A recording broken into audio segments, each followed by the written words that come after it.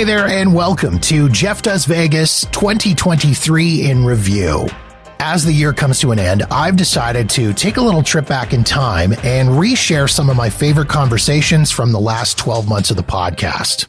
For the first episode of 2023 in Review, I wanted to pay tribute to all the entertainers who took time out of their busy lives to jump on the show and have a chat with me. Singers, musicians, burlesque performers, comedians, and magicians all made it into the run this year. We covered a ton of great topics, and it was an absolute blast talking to all these amazing people. Enjoy.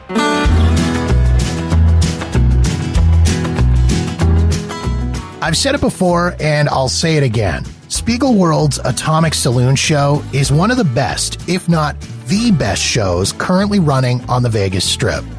And back in episode number 145 of the podcast, I was thrilled to be joined by one of the incredibly talented cast members.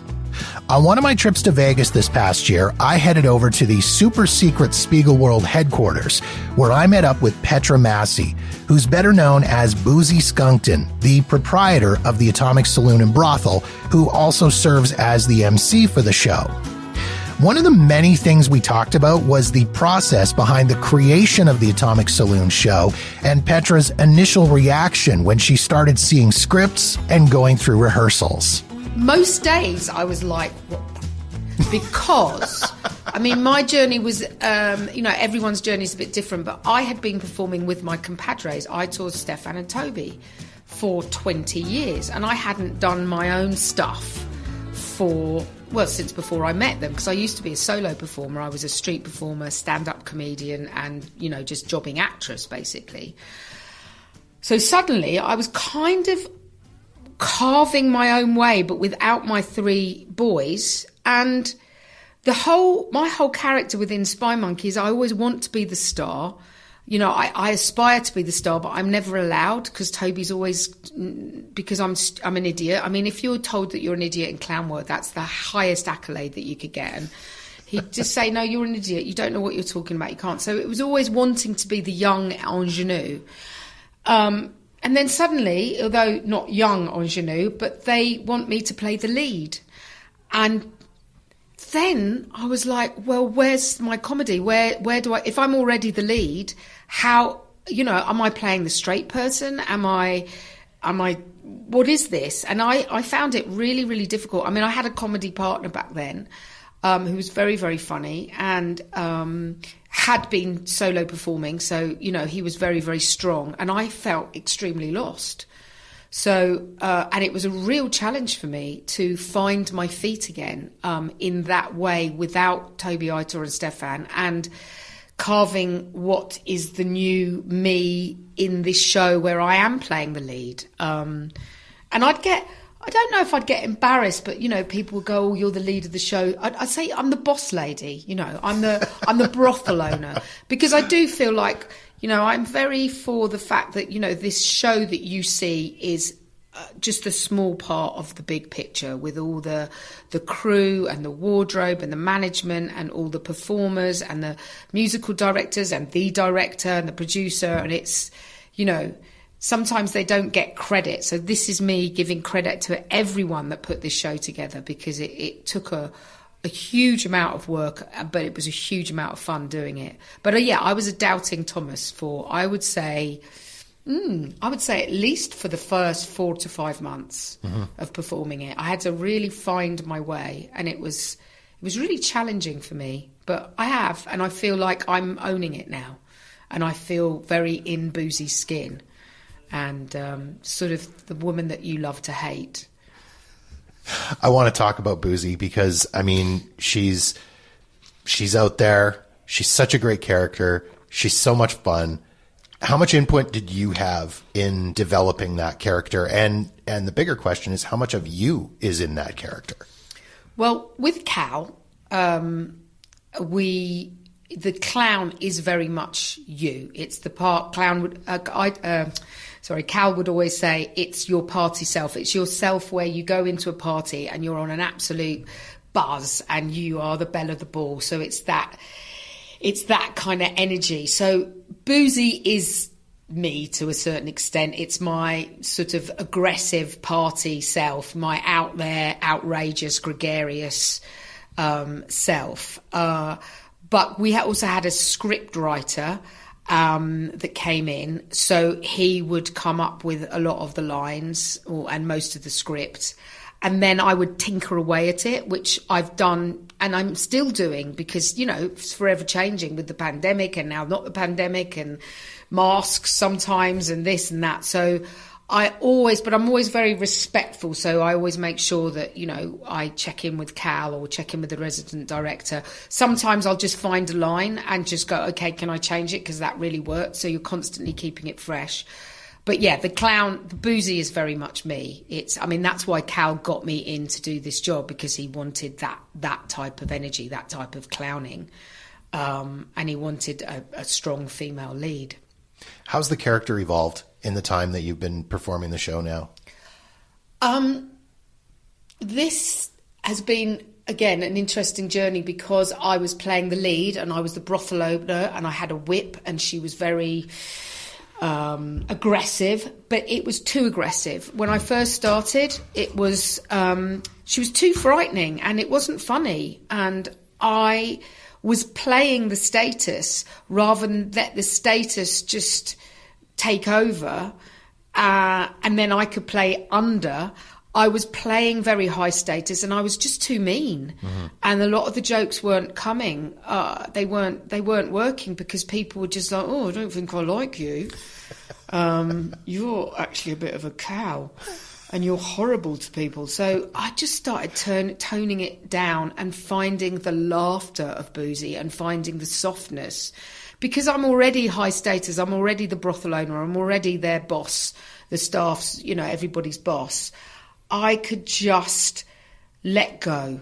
And I think that happened actually when I gained confidence that, I could run the ship, basically, because that's what I'm doing. A lot of people say that I'm the glue of the show. I feel very responsible for making the show energetic and high, and giving everyone their accolades, intros and outros, and just keeping that energy up and buoyed, and so the audience are always interested, and also that our bits are interesting, because they're such blow me away acts that you've got to try and keep up with that level of skill, even if it's just verbiage and just making jokes and stuff like that. And on a quieter night, that can be hard. Mm-hmm. So sometimes I have to do this thing I call myself Boozy Bullet.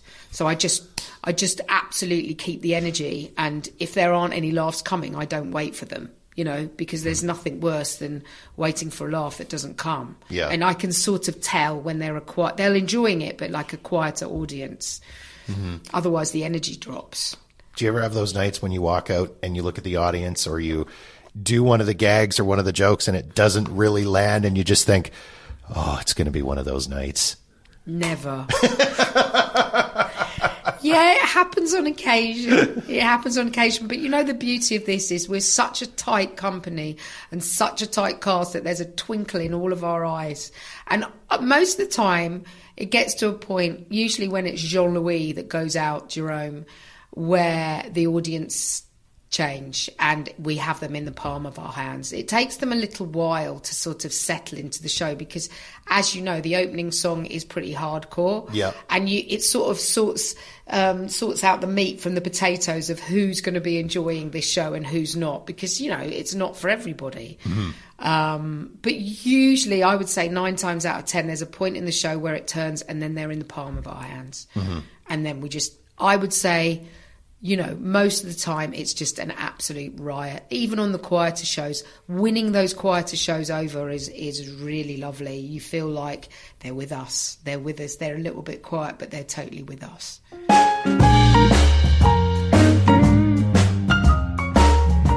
It isn't very often that you get the chance to talk to someone who's collaborated with and performed for the likes of Sting, Jerry Lewis, Ice-T, Fergie, and Jeff Goldblum. So when you get that opportunity, you take it.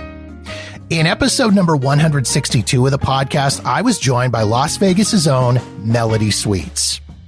Now, you may know Melody from the 6 years she spent with Spiegelworld's Absinthe, where she played the part of the Green Fairy, a role that she originated. Or perhaps you've seen her photo in one of the dozens of places they've appeared, including Las Vegas Magazine, the New York Times, and the Sports Illustrated swimsuit issue. I had Melody on the show to talk about her latest project, a web series called Sweets Spot, featuring the tagline, Baking, Boobies, and One Evil Donut. It's so silly. It was so silly. The whole process from writing, it originated with one of my best friends, Miss Tickle, Melissa King Jules. She is a brilliant brain. I always tell her I want to lick her brain. I know that sounds weird, but I know I'd get something from it. But she's just this beautiful performer and creator. And, we had started writing for my show was supposed to go on the Strip. A few different variations, a few different producers I'd signed with. But the recent one was at Caesar's Palace, at the Cleopatra's Barge Room. But as we know, that closed forever. Oh, killed me. But and that closed in the pandemic. So did basically entertainment as we knew it at that time, right? So we decided let's change gears, and we started writing it for TV and realized, we can do whatever we want in TV. We're not restricted to the stage or, what we can do live and stuff like that. So we really had fun with it. And then our friend Anais, Penny Pibbits, came in and she was like, I love this. I'd love to produce and direct it. And then she basically was, she's like, let's put puppets in. And I'm like, no. And then, she won because she's brilliant. And of course it's awesome. And now I'm like, more puppets. So, definitely not a kid's show for everyone out there listening when you hear that there's puppets in the baking show. But, that's, it's been a wild process from writing to having all those wonderful Las Vegas characters in my home, filming in my very, very pink kitchen now. So pink. Oh my God. It looks beautiful on screen, but in real life it's pink. So crazy. But I'm loving it. We are hoping for a season 2. Right now we're just trying to get it out there and we're going into this new world of screen instead of live. So it's a learning process for us, and we're just having fun with it. And I assume you are a baker. You enjoy baking, do you? I do. I used to bake for the foster kids in some of the homes that I lived in. And I didn't do the crazy stuff that I was doing now, but in the pandemic, one of my sisters had come into town, and it was my birthday. I'm like kind of pouting, like, I'm gonna make my own birthday cake, And then it brought back that feeling and that feeling of safety almost, and realizing that what I made people happy around me. And even if it was for a laugh, and then we get to eat that happiness, which was always great, So I just kept doing it and making crazy bakes for my neighbors. I'm now the neighborhood cake lady. I don't know how I feel about that. But it's happened, and just getting the response that I do from some of the bakes that I've made for people, big elaborate things, has been very heartwarming and rewarding in a very different and unexpected way. And so I just went with it, and it's on brand, my name. I was like, this is great, So I'm just kind of going wherever it takes me and having fun with it, enjoying our time with my wonderful friends creating. I know the Vegas community is the entertainment community is such a close-knit group of people. I assume you had no problem convincing anybody to be a part of this, basically going to them and going, I've got this crazy idea for a baking show with boobs. Do you want to be in it? I'm guessing everybody said yes. Actually, I know for the people that I asked, I didn't give them very much info. I was just like, hey, you want to be a part of this project I'm doing, with Tickle and Anais? And they're like, yeah, sure. And, there were some very funny moments. For example, in the 5th episode, you see the Virgin Mary. And she does some very questionable things in that episode. And she's like, what? She had no idea that that's what she was going to be wearing or doing. And she was just so on board, with it. And that's how it went with most cases. They were just like, oh, okay, cool. That's what we're doing. Okay. And a lot of people maybe didn't understand, I think. But it was so much fun. And I think most of those people might return if we have that opportunity. I think we treated them well and had a good time. And we all got to eat afterward. So that was fun, too. Always a bonus. Do you think that this is something that could translate to a live show, though? Like, you could very easily turn this into a live, you're going to bake something live on stage. I mean, it had many different variations. It originally was very burlesque, very elegant, classy, naughty, but this beautiful thing. And then the comedy kind of came in, and then, like I said, the puppets and evil donuts and stuff like that. So, yes, to answer your question, it could definitely be a live show. And of course, we've written a few versions of that. We haven't really brought that to anyone's attention because we've been very focused on the filming and getting all the, everything released. We've got bloopers coming, and the editing process has been a bit slow, and we're just doing it as it goes, and hopefully learning a lot and doing it better the next time. After becoming the first ever magician to win America's Got Talent back in 2014, my guest for episode number 150 of the podcast hit the Las Vegas Strip with his show Magic Reinvented Nightly at the Link, where he's been performing for almost 8 years. On a trip to Vegas back in March of 2023, I joined Matt Franco backstage at his namesake theater for a conversation about his life and career. We talked about how he got his start in magic, his AGT experience, and what it's like performing in a city surrounded by so many people who he grew up idolizing. It's really surreal and hard to put into words. Yeah. It's one of those things where I can't quite get used to it or understand it. I'm just thankful for the opportunity, but I still don't know how to answer that question. It still is like a pinch me moment for me.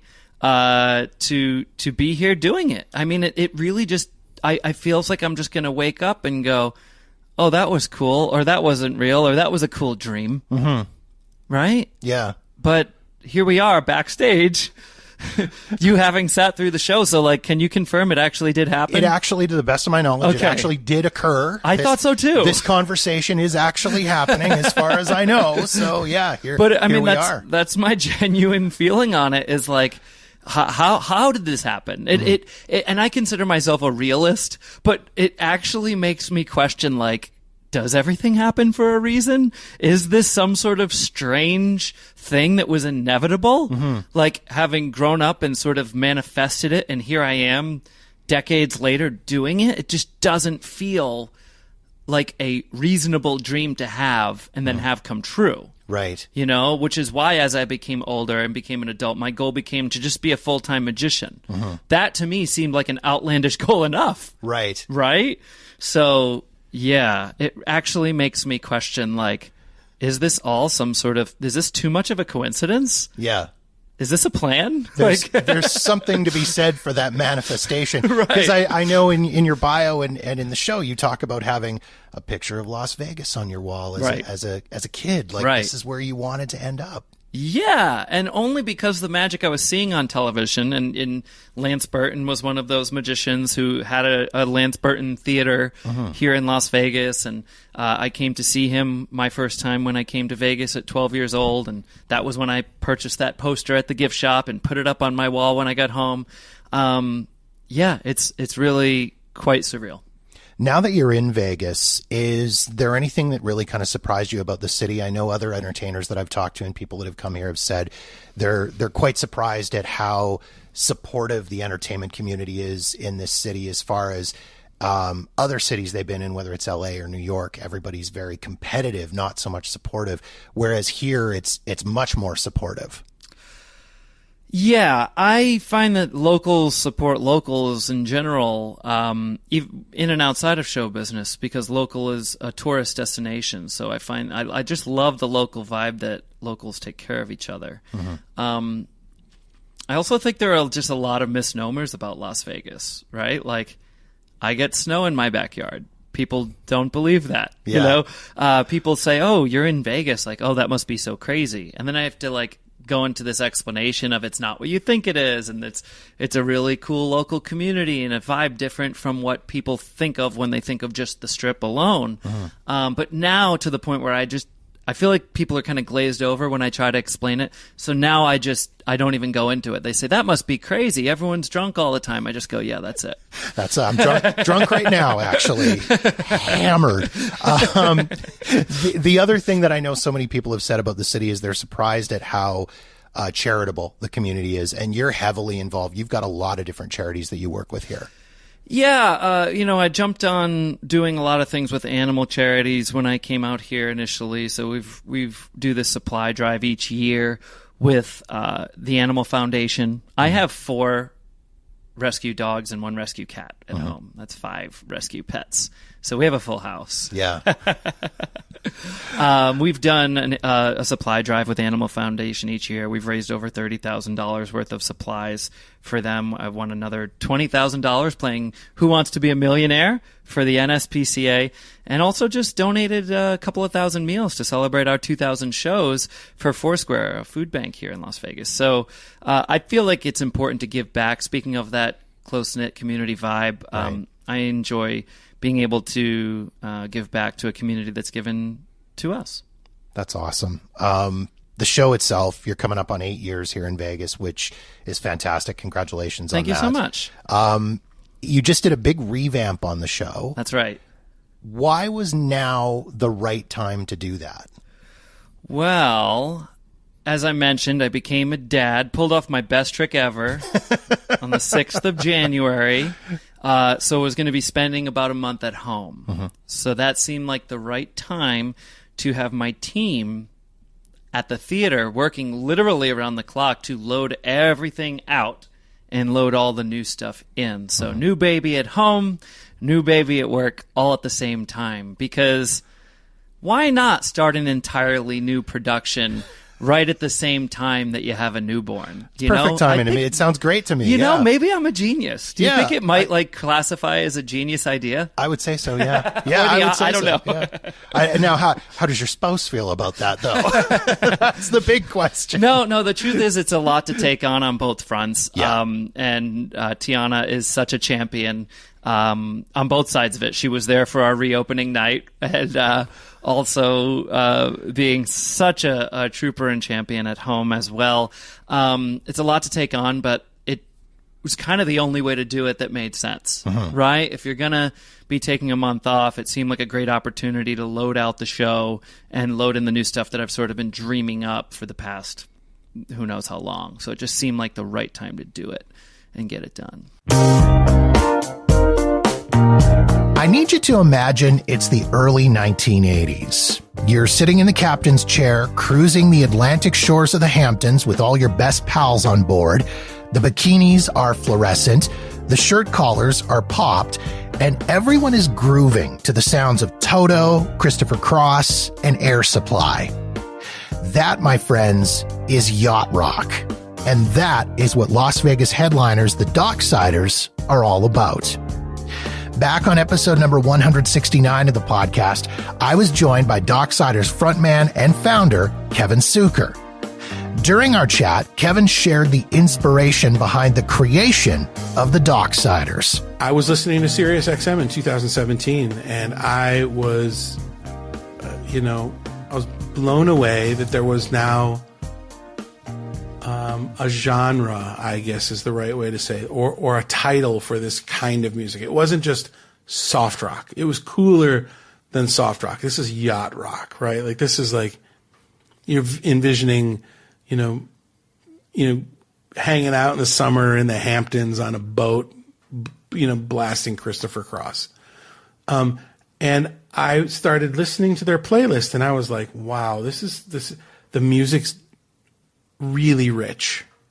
The songs are so well written. The productions are, like I talk about, it's where I come from. The productions are so well thought out and sound so good, and you had to be able to sing, and you had to be able to play your instruments. And I was managing. I hadn't been a performer for 20 years. Once my career ended in like the 90s, I transitioned to being a producer, a writer, and then I had this knack of managing artists. I had a knack of getting artists' songs on the radio and putting them in front of 20,000 people on tour and building the careers of artists and being the guy in the back of the room that would fold my arms, just knowing that I had a piece in helping someone else's dreams come true. And I had amazing success. Sold a company in 2013, became the CEO of a music company that my sister company was making a movie. And as I'm setting up my company, they needed help on the movie side. They had no contract experience. So I helped negotiate our position in the film. That film went on to win 3 Oscars. So I've had this just amazingly charmed career that went in ways that I'd never imagined. But it was 20 years since I had been on stage. And I said to an agent of this kid that I was managing, who was playing with some of the biggest girl groups on the planet, Fifth Harmony and Little Mix. And he's this huge agent over at ICM in New York. And I was like, can you tell me this concept? There seems to be a phenomenon of tribute acts that are selling tickets in theaters, like real concerts. And he was like, man, listen, it's a legitimate business right now. There's a demographic of people, an age group that has money. They can spend $50 on a ticket. They can go spend $120 on a meal. And they can go out on the weekends and see something that takes them back and takes them to a place that they remember when they were growing up. And I went, wow, okay, so what do you think of this? I said, I've been listening to the Sirius XM radio station called Yacht Rock Radio, and Christopher Cross, Kenny Loggins, Michael McDonald, Toto, Olivia Newton-John, Robbie Dupree. The list goes on and on and on. Lionel Richie. There's all these sort of things. And I said, I'm thinking I would be interested in maybe coming out of retirement if I could do it in the level where we were playing concerts. I don't want to go play in bars anymore. I don't want to play like $7 and $10 cover charges where you're hoping 30 people come out. So he said, I know who you are and the quality of work you do. I'm signing you. Go put a band together. And I hung up the call with a deal at ICM for a band that I didn't have together, but I had a concept. And that was in 2017. We played our first show April 8th of 2018. We sold it out because people were just curious in our hometown of Milwaukee.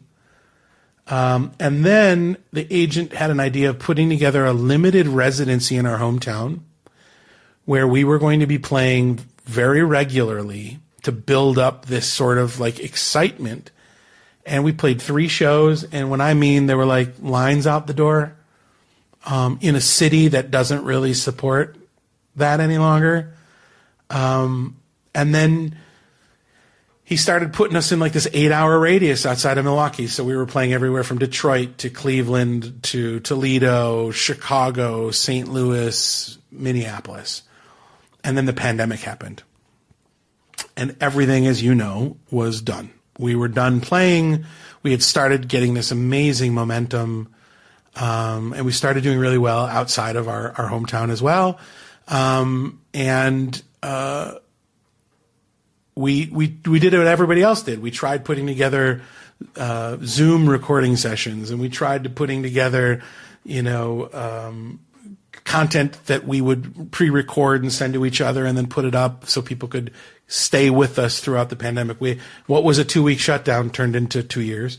And then coming out of that, imagine a newer band that was like a year and a half old that was just getting off the ground, trying to find a Saturday night in May to play in Baltimore when every other band in the planet was also now coming out of the pandemic was right.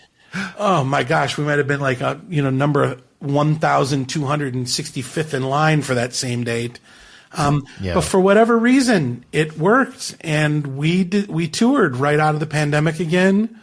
And I'm so, Jeff, had I met you like 5 years ago, I was so content being a manager and being a producer, but now having we played 15,000 seats at Mohegan Sun with Tony Orlando this summer, and the video that I have and the feeling stepping out on stage as the leader of the Docksiders and as a singer, which was my dream from when I was 16 years old, it is the most full circle moment in my life. I am so humble and so grateful that I get the opportunity to do this now, in a very different kind of way than I think I would have been at 16 years old had it happened for me. We sit and we meet everybody. I will stay till they kick us out at a merch table because I want to thank every single person, and they want to take photos and they want us to sign autographs. And I'm floored. I'm blown away that I get the opportunity to not only travel the country, making people happy, taking them back to a simpler time of their lives. And truly, our show is therapeutic.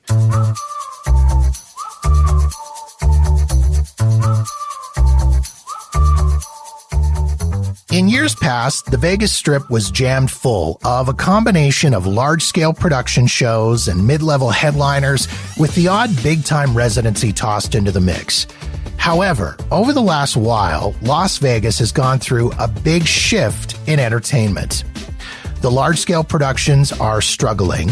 The mid-level shows have either moved to off-strip showrooms or shut down entirely. The casino lounges have gone silent and been replaced with sports books or high roller rooms. And Las Vegas Boulevard is absolutely littered with marquees advertising high-priced residencies at almost every resort. To find out why this evolution has been happening, I turned to an insider in episode number 149 of the podcast. On one of my Vegas trips this year, I caught up with Vincent John from the Bronx Wanderers, who have been caught up in all these changes. Vincent and I connected at the lounge in the Luxor, and he took me behind the curtain on some of the reasoning behind all the changes happening in the Vegas entertainment landscape. Las Vegas has always been a cyclical place. For a group of years, it'll be family driven. And then the next 5 to 7 years, it'll be all club driven. And next thing you know, all kids coming, 21 to 35, they all go to clubs. And now you're seeing a giant shift towards sports, which is we're in the next cyclical thing of Vegas, which now people are going to see the Golden Knights. People are going to see the Raiders play at Allegiant Stadium.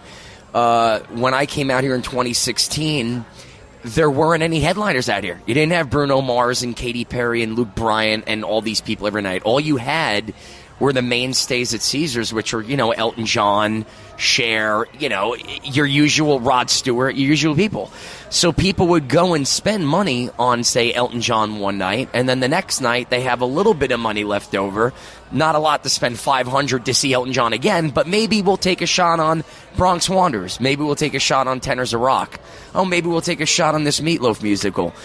Now we're at a time where ticket prices are so ridiculously overpriced that people don't have that extra income to go to that smaller show the next day. Now they're spending $800 to go see Bruno Mars, and maybe they'll spend $300 to go to a Golden Knights game. So you're seeing a lot of these shows, smaller shows, kind of cycle out. And it's a sad thing because a lot of the rooms out here, like, say, for instance, you brought up Bat Out of Hell, that's like a 1,400-seat room. On a good night, they were selling maybe 100 to 200 tickets. I mean, you need smaller rooms out here But at the same token, people aren't going to go see a smaller show when they have the option to see Bruno Mars, Katy Perry. This has now become a tour destination.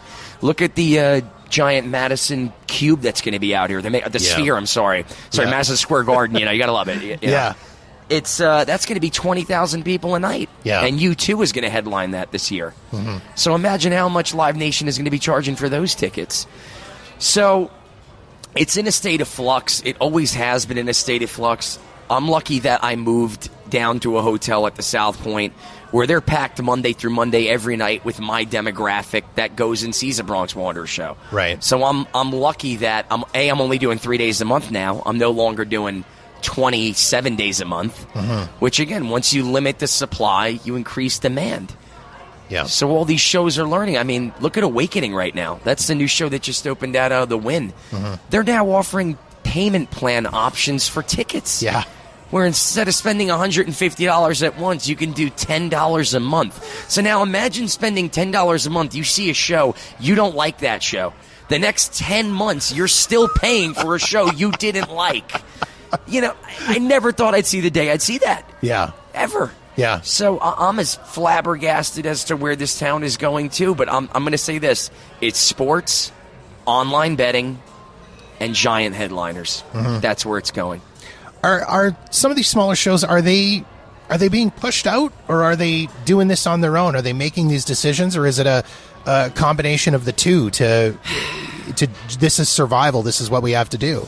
A lot of the shows, I mean, look, if anybody could stay and make money and be in one place, it's a win. But I mean, I have friends like Queens of Rock and MJ Evolution. A lot of the shows were at that theater Mosaic. The theater itself closed down. And all those shows in that room were spectacular.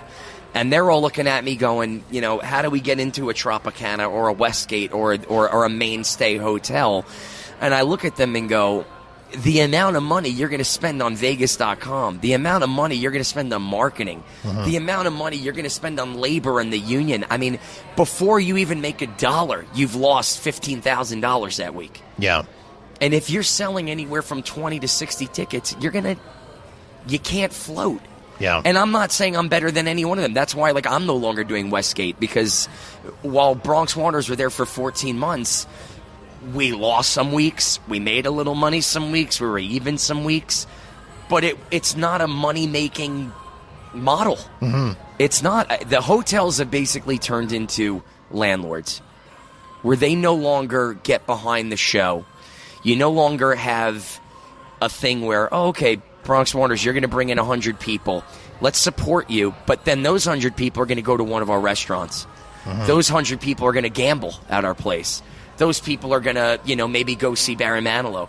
It's no longer every department's counting on everybody. Entertainment only cares about entertainment. Food and beverage only cares about food and beverage. Yeah. And that's why South Point, I feel like, is the last hotel that does it right, where entertainment will lose $10,000 that month, but they pay me a flat-out check. I don't go there and have to pay for anything. Right. Because they look at me and go, well, you're bringing in 400 people that are going to eat at our restaurant, that are going to drink at our bars, that are going to gamble at our slot machines. So everybody wins in that scenario. And that's why Human Nature's there, the Righteous Brothers are there, we're there. And I feel like that is the future. This whole 26 days a month thing is going to be a thing of the past, because shows aren't going to be able to afford the union. They're not going to be able to afford the marketing costs. You can't anymore. If a hotel isn't going to get the marketing, why should the shows have to take care of the marketing? Okay, if you're going to make us take care of the marketing, give us a piece of the bar. And then they look at us and go, no. So then we have to look at them and go, then we're not coming. If you're not going to be there and help us, why are we going to bring people in to lose money and help you?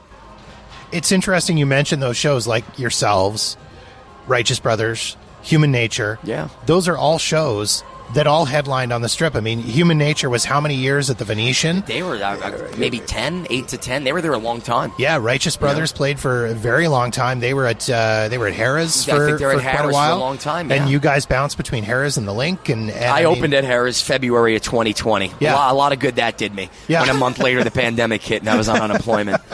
But, yeah, I mean, Westgate was so kind to us. They picked us up and had never even saw our show. Yeah. And they just picked it up based on word of mouth. Yeah. But it was a thing where we weren't making money, and we were working far too much.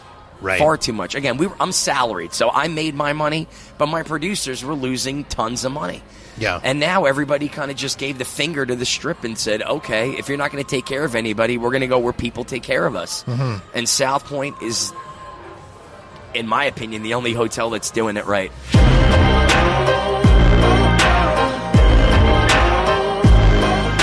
I hope you've enjoyed this little trip back in time to revisit some of my favorite conversations with these incredible Las Vegas entertainers. If you want to check out the entire episodes, you can find the links in the show notes at jeffdoesvegas.com or search them out on Apple Podcasts, Spotify, or anywhere else you listen to podcasts.